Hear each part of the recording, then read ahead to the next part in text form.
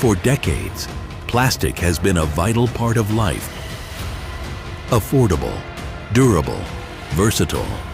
But today, a global movement is calling for its end. We need collective action to develop viable and sustainable substitute for plastics.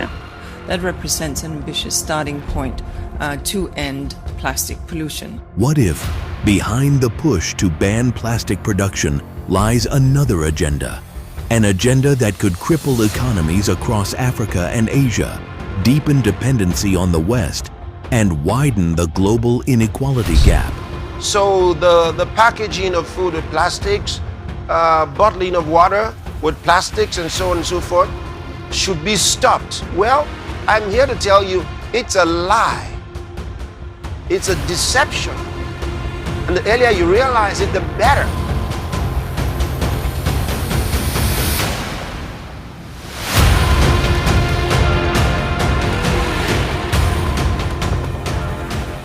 Plastics have shaped the modern world, but few know their story goes back further than they think.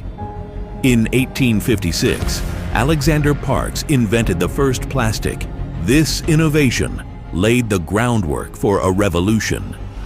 By 1909, Bakelite was patented, the first fully synthetic plastic, hailed as a miracle material. Suddenly, radios, switches, and toys could be mass-produced affordably. Soon, the world's chemical giants entered the stage. DuPont unveiled neoprene in 1931, nylon by 1935. By a miracle of modern science, such commonplace things as coal, water, and air have been transformed into threads more elastic than silk. And polyester by 1950. ICI developed Perspex and polyethylene. Dow introduced polystyrene in 1954. Each invention opened doors, from replacing scarce natural materials to transforming industrial waste into valuable products. Through the 1950s and 60s, plastics became symbols of modern life. Cellophane promised sterile safety. Nylon revolutionized clothing. Tupperware filled homes. Single-use plastics were convenient. Plastic became woven into every sector: healthcare, construction, technology, and packaging. It saved lives, reduced costs, and enabled innovation at scales never imagined. But now the very material once heralded as a symbol of human ingenuity is under attack. Suddenly, plastics are labeled the enemy, banned, taxed, with the move to replace with costlier, less durable alternatives. It begs the question, if plastics made life safer, cheaper, cleaner, and more efficient, why the global push to get rid of them now? Today, the Global Plastic Action Partnership, it was founded in 2018 with the vision to support countries by 2025 to implement action against plastic pollution. We're talking about the new Global Treaty on Plastics. This treaty aims to limit the production of unnecessary plastic. Reject single-use plastic. Refuse what you can't reuse. There's a war on plastics, microplastics. And there are many people who think that it's an important thing to get rid of plastics. Under the banner of environmentalism, Western powers and international agencies are demanding an end to plastic production worldwide. Because they tell us now that microplastics are very dangerous. We now have plastics in breast milk, plastics in every organ of the body, and plastics in our brain. In other health news tonight, there's concern that plastic could be inside of our blood. Microplastics in the air may be leading to lung and colon cancers, according to a new study. There's nothing wrong with the plastics. It's fake research. It's fake. The alleged discovery of microplastics in human brain tissue has created panic across the globe, with the fake news media pandering to this false narrative. But now, for what seems to be the first time, these microscopic pollutants have been found in tissue in the human brain. Fake data to fool the world. But beneath the surface of this narrative, a different picture begins to emerge. Several well-meaning scientists have raised red flags about the so-called research methods, its very small sample size, and the ever-present risk of contamination. Dr. Oliver Jones, a professor of chemistry, RMIT University, stated in an article published in the science media the following concerns. The first problem? The sample size. The study tested just 52 brain samples, 28 from 2016 and 24 from 2024. With such a small and limited pool, can we really draw any meaningful conclusions about the presence of microplastics, especially on a global scale? Then there are the inconsistencies in the data itself. The study's main analysis method, using pyrolysis gas chromatography mass spectrometry, raises further concerns. This method is known to give false positives, especially when dealing with brain tissue, which is primarily made of fat. Fats in the brain can mimic the results of polyethylene, the plastic identified in the study. This was not addressed in the published research. Handling and analyzing samples can introduce plastic particles from lab equipment, gloves, or even the very air we breathe. Even if microplastics were able to reach the brain, they would first need to navigate several barriers, beginning with the gut, then the bloodstream, and ultimately the blood-brain barrier. This process has yet to be proven. So, why the urgency to push the narrative that plastics pose a threat to human health when there is absolutely no conclusive evidence to support it? Possibilities, not direct evidence. And this is just to make the point, because I think we often forget, even if we breathed it, and there was a lot of it, even if we ate it and it went into our stomach, the particle sizes they have located within food and within air are too big, quite frankly, to be responsible to enter the body. So again, we have a gap. We have plausibility, people detecting things in tissues, but it doesn't add up. It's not quite as coherent a picture as I think people would like us to see. So this is where we are. What happens after that is the hunt is on in every tissue and every body fluid that you can lay your hands on to demonstrate that you can identify a microplastic or polymer within it. And that becomes pretty dangerous science, because the presence of a chemical, or specifically the presence of a chemical physical entity, which is a chemical within a tissue, does not simplistically equate to pathology or to a health effect, yes? It's only part of the question. It only demonstrates that there is the feasibility of getting there.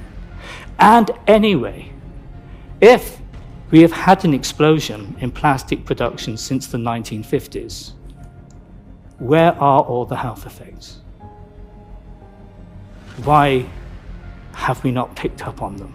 So there's 28 studies in the world. We're talking Canada, New Zealand, we're talking America. There's one from Clemson. I've got several of them up on my website. So it boggles my mind that people are saying that these plastic bags are the bad solution, when every single study ever done shows that they're the actual least harmful choice. So people are picking paper, which is much, much worse. And it's just anti-scientific. Firstly, find out who are the sponsors of those who are going around and talking about plastics and why they're dangerous. Find out who are their sponsors. Powerful groups like the World Wildlife Fund, Break Free from Plastic, and financial giants tied to the IMF and World Economic Forum are driving the global push to end plastic production. And that's our goal. It's to turn off the tap. It's to stop the over 8 million tons of plastic from flowing into the ocean to begin with, and lift people out of poverty in the process. And we ask you, if you represent a country, invite us in, open your border, work with us. While they claim it's for the environment, their campaigns, heavily funded by the United Nations and One World Government globalist foundations, threaten to cripple industries in Africa and Asia. This is why in Busan, you must deliver a treaty that is ambitious, credible, and just. An agreement that addresses the life cycle of plastics, tackling single-use and short-lived plastics, waste management, and measures to phase out plastic and promote alternative materials. For countries considering signing an agreement through a United Nations global treaty, I believe we may be heading towards something that could be catastrophic for our economy, thus affecting everyone. Plastics is the key material and the solution for a more sustainable world. They make mobility more lightweight, they preserve food, and they also help us to produce renewable energies. But what actually happens when microplastics get into our body? What is the real health risk? First, gastrointestinal tract. A lot of the microplastics we get are from water. So that's going to go down to our gut. Now, first thing, any particle larger than 150 micrometers is excreted without any absorption. Smaller than that, there is a small risk that it can be absorbed into the bloodstream. So far, we only have rat studies where a large amount of microplastic exposure showed some effort on gut microbe health, but we do not have evidence for that in humans. We will repeal the federal plastics ban, including the ban on plastic straws, checkout bags, food containers, and cutlery, because consumers and businesses should be free to choose what works best for them. We will eliminate labeling and packaging requirements that raise the cost of fresh produce and groceries by up to 34%, because families shouldn't have to pay more to eat healthy. We will protect restaurants, grocers, and low-income Canadians from costly one-size-fits-all packaging rules that hit the people who can least afford it, causing them to pay the most. Always remember that people make a living off of fear and distraction, or in other words, scaring the crap out of you. But keep in mind that things are rarely as bad as other people make it seem. Plastic is used in thousands of applications, which you can't argue are a bad thing.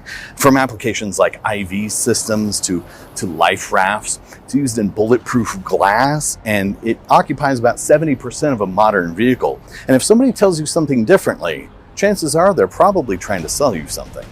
Why are they against plastics? It's simple, because it's cheap. And so you don't have to import. Hey, think about this. You're importing, many countries in Africa import paper.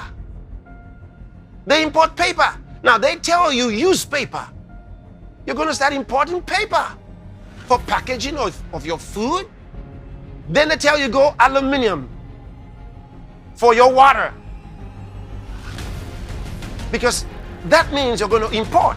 Between the West and Africa in basically a millennium. I mean, the relationship was ruthlessly extractive 800 years ago, and it's ruthlessly extractive now. And you can't help but recognize that keeping things this way simply must not only be important to the West, but literally it must be the most important thing to the West. It's so important to them that they have always maintained this status quo no matter what else changes in the world. They're dedicated to the subjugation and the exploitation of Africa more than they're dedicated to anything else. Everything else is allowed to change except for this. This must never change. And it's not difficult to see why. I mean, it's the subjugation and the exploitation of Africa that has enabled the West to impersonate a superior civilization. And everything you are as a nation, everything that you have and that you become independent with, they want to take away from you. The sheer survival of the World Bank, IMF, is based on the fact that African countries and many other developing countries do not succeed. Their success is based on our failure. So let's look at an Africa that must be free to take care of herself, an Africa that's free from exploitation from outsiders. The multinationals who are stealing from Africa every day in broad daylight. I use an example of the DRC. If you ever fly very low over the DRC, you'll see tarmacs in the jungle. You'll see 747s flying into DRC, picking up minerals and flying right up. The same multinationals are responsible for arming young people and giving them MK-16s. Because why? Their satellites in the skies are telling them where that village is. There are lots of diamonds. If plastics are banned, what replaces them? Paper? Glass? Biodegradable alternatives? These materials are not cheap. They require infrastructure, technology, and resources that many African and Asian countries do not have or cannot afford. Without local plastic production, nations will be forced to import alternatives from Western manufacturers, paying more, depending more, and producing less. You're getting plastics in your country. They're not getting money from it. There's nothing wrong with the plastics. There's nothing wrong with it. It's fake research. It's fake. It's fake research. Don't agree with them. The idea that there was this giant trash island in the ocean was one of the things that got so many people paying attention to ocean plastic in the first place. The Great Pacific Garbage Patch is in the open ocean. You cannot see land anywhere nearby. So when you see pictures like this, where there's clearly mountains or maybe islands in the background, that is obviously not the Great Pacific Garbage Patch. And then when you start looking, you see that the majority of these are fake. Most of these are probably honest mistakes, but then there are other ones which are obviously photoshopped, like this one, which is clearly just using a picture of a landfill or something.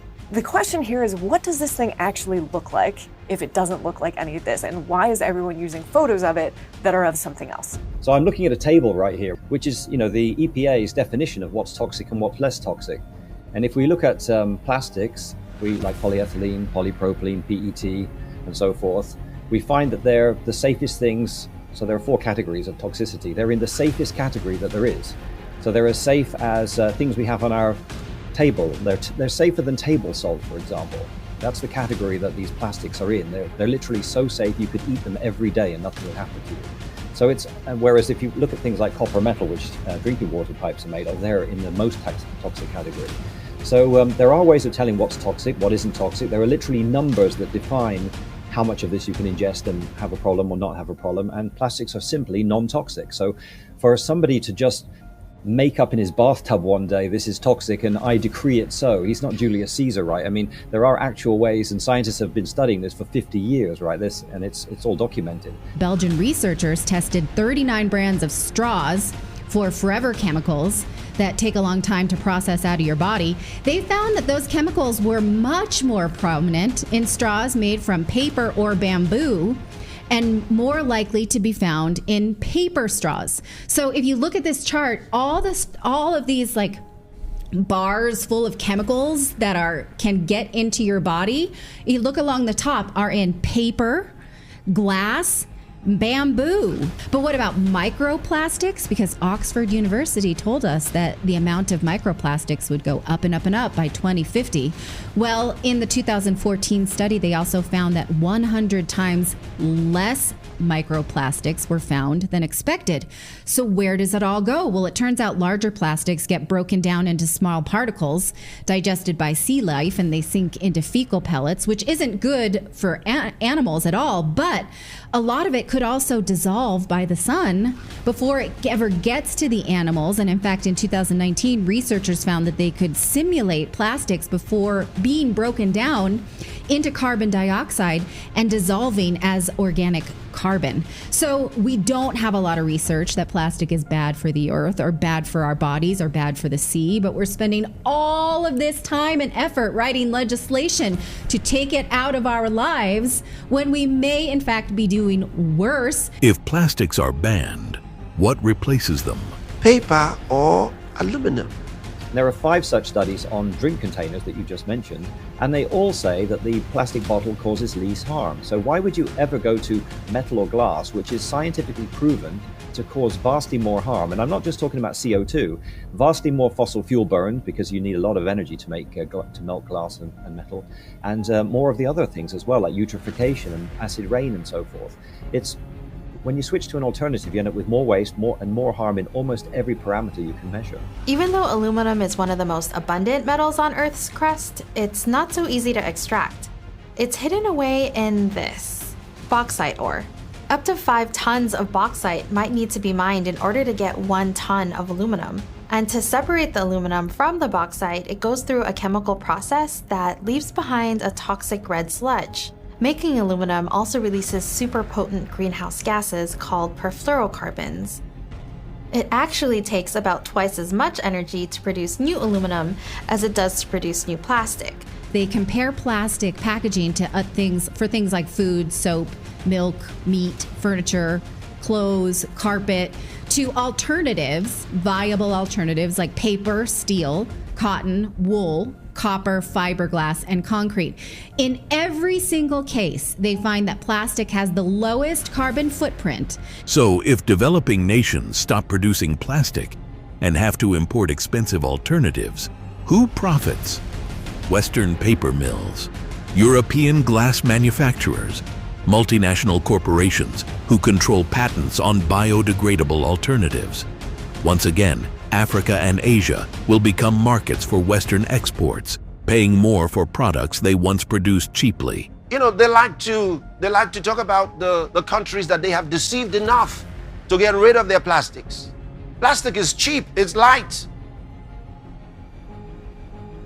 It is not near poisonous as they say. Why aren't they talking about fluoride? The same people. Banning plastic is not the answer.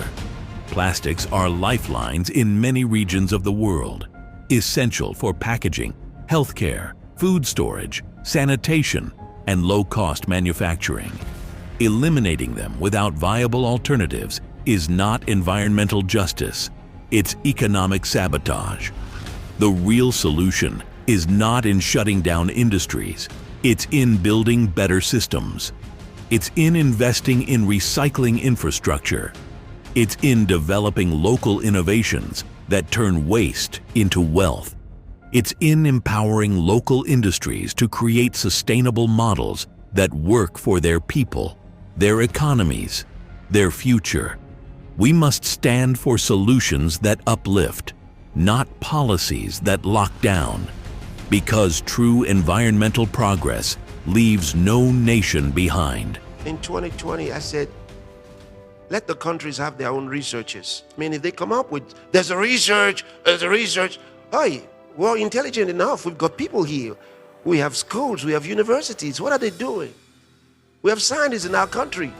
Let's commission them to check the results. Do the report yourself. Get the research yourself.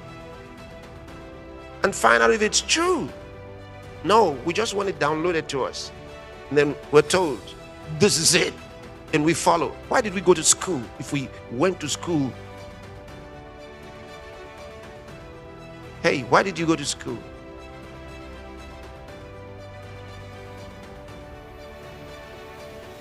To be able to question information.